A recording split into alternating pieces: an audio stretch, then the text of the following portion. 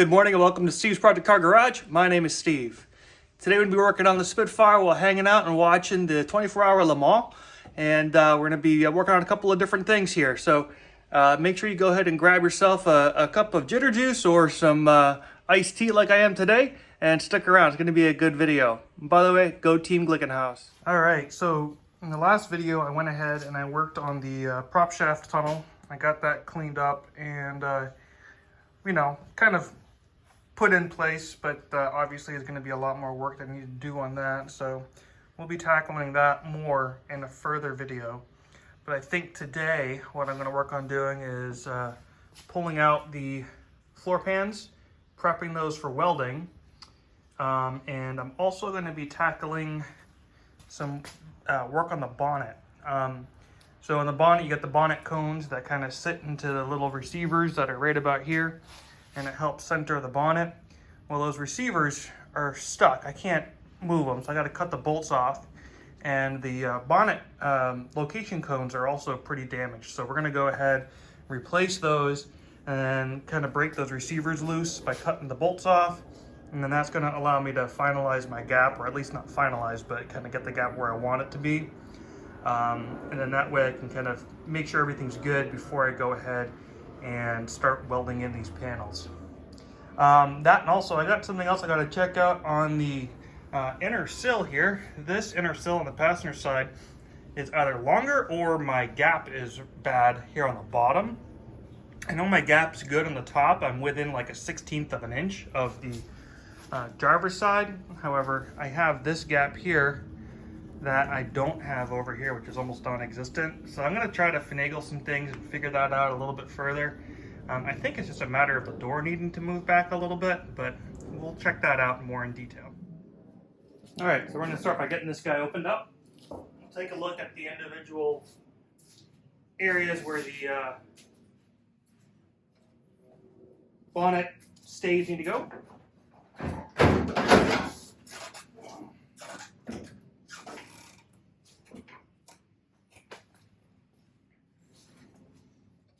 All right, so these are the bonnet locator cones. These things are absolutely perished. So we're going to start by replacing those, and then we'll set the bonnet down and just see how it goes. But these are what I was talking about having to try to relocate. So essentially these are stuck. They are absolutely stuck, as my son would say.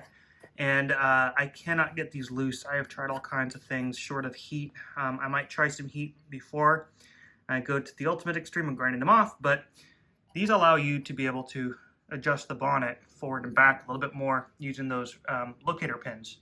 So that's what we're going to work on also. So let's start by replacing these guys, and then we'll go from there.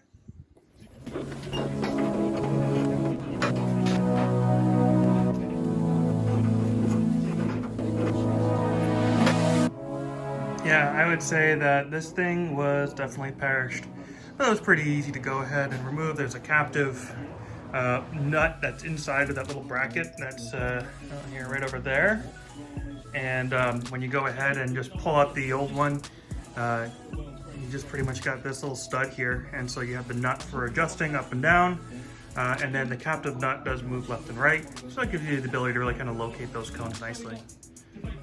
Cool. All right, well, let's keep moving on. All right, so before I go ahead and make the decision to just cut these out, I'm going to try some heat first, try to heat it up, see if I can get it to loosen up and allow me to remove it without having to cut, which would be ideal. But let's see what we can do.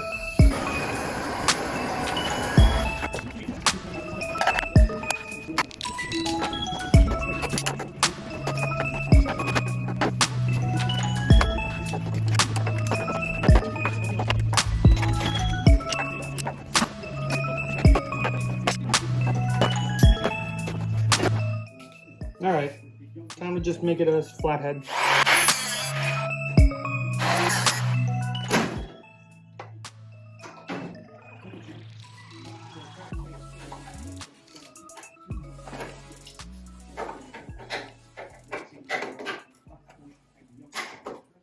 Well,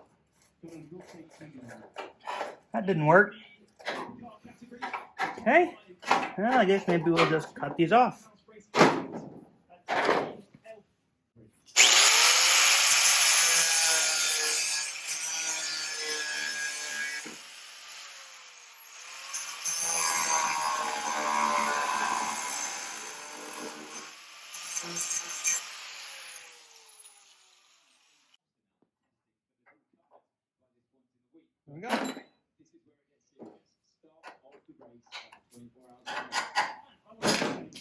Well, that was a lot easier than my other method, so I'm just going to do that on the other side and just cut it off and call it a day.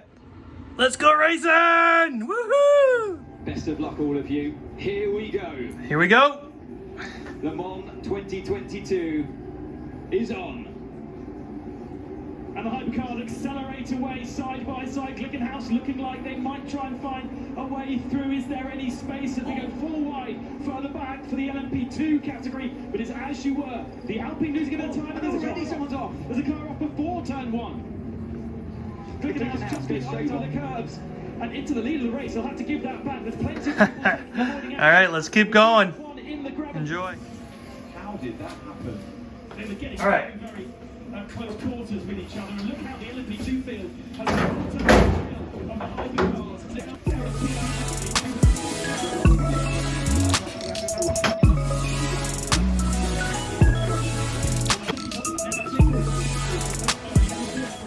All right, so I'm actually pretty happy now with the gaps. They are not quite even, but I mean, it's close enough for what I'm doing right now, and then I can do a lot more fine adjustment later on. I'm going to have to kind of twist the hood just a little bit like that, I think. I took measurements here from gap to gap, and I compared it to my references that I took before I started working, and those numbers are way out of whack. But that's because we moved this, but it's actually a lot more even, and it's still about within a 1/16 of an inch of each other on each side. I still can't quite figure out why this gap is a lot shorter than that side, but what I did do is I actually measured from the bottom of the A-post here to here, and there is almost a 1/4 inch difference from that same measurement on the passenger side. So whatever it is that's causing this to come in and be lower has to totally do within this section here and not the door or the gap itself. And my guess is it's probably something to do with this little crinkle that's right here. So it may be one of those things that I'm just going to have to kind of live with, or I can try to fix when I come up and eventually repair this, because this is all rotten, obviously. So I'm going to have to cut this out and try to fix that anyway. So I'll have to get in there. And also I'm looking here, and there's some rust in there. But that's stuff that I'll end up getting when I get the body off the actual car, or off the chassis. So, pretty happy with that. Not bad. Let's go ahead and start taking a look at panels, and we'll go from there. All right, so on the passenger side, this is an area that I want to kind of investigate a little bit. This is back of the lower B-post section. So with the new inner sill in place, you can see here that the contour does not follow at all. And actually, I had to kind of hammer this in place here. Sorry, it's hard for me to get an idea where it's at. But I had to hammer that in place to get that to match up. So I know that this replacement panel is like out of whack like crazy. So what I want to try to do is get that adjusted so that way it actually accepts this contour of the replacement inner sill a little bit better. And so I'm gonna see how I can try to finagle this without throwing lines and measurements out too much. So let's see what we can do. All right, so I'm trying to get this from this angle so you can get it a little better view. But essentially, it's supposed to be tied up against the heel board, which it is. But you can see here that this part here seems to be sticking out too much, and there's almost no curve to this panel. There's a little bit, but not much. So I'm gonna see if I can try to bend this section in a little bit more, and hope that it doesn't throw my B-post out way too much. But I think that that's really where my area of opportunity is gonna be. So let's see what we can do. All right, so here's what I got figured out. So I went ahead and on the driver's side measured from the heel board to the bottom of the lower A-post, and it was 38 and 7/16 or something like that. I don't remember exactly. But I went ahead and I went over to the other side here and I measured the exact same spot, and it was dead on, like within maybe a 1/16 of an inch. It was super close. I measured the two panels. The two panels are exactly the same length. So it's not the panels, and it's not the gap between heel board and the lower A post. So I'm not sure where the discrepancy comes in, but this guy here has a bit of a gap. So I think what I'll end up doing is I will probably end up cutting just a hair off of this, just to be able to scoot it back a little bit. Either that, or I may just like cut this like right somewhere in the middle and then remove however much is needed there, like, I don't know, 1/4 inch maybe, and pull it together and then butt weld it. But I don't know, I'm not gonna get to that quite yet. I really just wanted to make sure that my A to B's were, you know, consistent, and they are.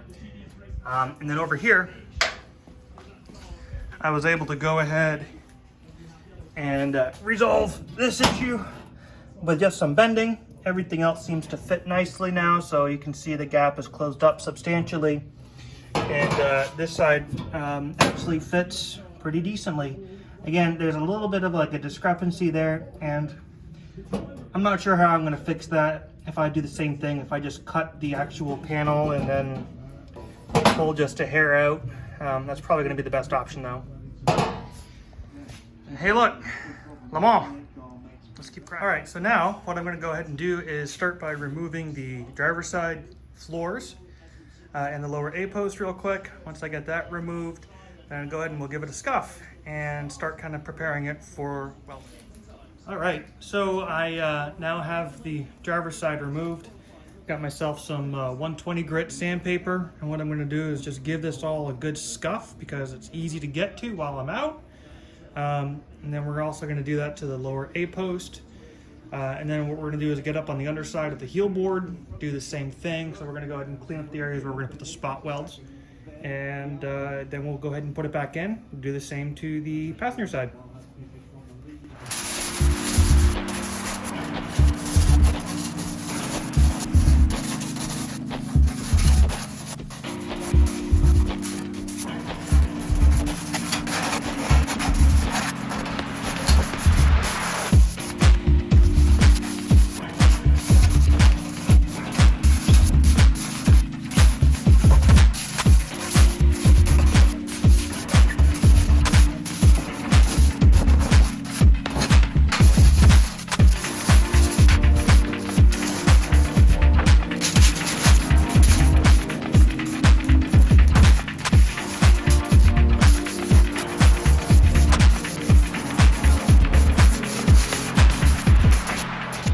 So I got a decent little scuff done on all this. Again, that's just to help with giving it a key before I paint it, which will happen much later down the road. But it just kind of helps to do it now so I have easier access to it. Now, one thing I want to do before I put this back in though is there were problems with me lining up these holes. I just think that it was the way the panel was made, but I ended up drawing an outline of what I need to do. I need to just kind of drill this out a little bit to try to open this hole up. So I'm going to go ahead and do that now while I have, again, easy access.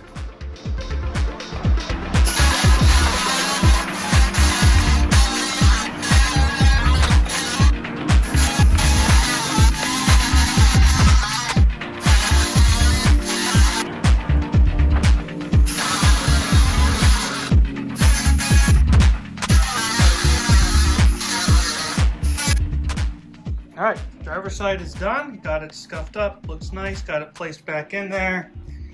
Got the cleat goes back in. I had some fun with realigning things, but I got it on. I also went ahead and put in my new bracket. I know you really can't see it here, but it's the bracket that sits on the outrigger. So we got that in, and I mean, everything is really quite solid. Again, I wouldn't quite sit in it yet until it's ready to be welded. Well, until it's welded, rather. But this side is pretty much ready for me to start drilling my holes for welding. But we're going to do the passenger side next, get that scuffed and in the same boat. And then we'll kind of see where we're at for the day, because it's already starting to get a little bit late. So let's see what we got. All right. So got the passenger side pulled out. Went ahead and scuffed it as I did on the driver's side. And I went ahead and popped it back in. Clecoed it back up, and as you can see, everything seems to be fitting pretty good. I had to do some real finagling with the lower A post here. If you take a look, you can see here where my previous drill holes were all This is a reference for essentially where it was going into the actual floor, and it's now much lower. And now these seams are pretty much even with each other, going from where the bottom of the floor is and the bottom of the A-post, which is what it's like on the driver's side. So that tells me that things are a lot better aligned now.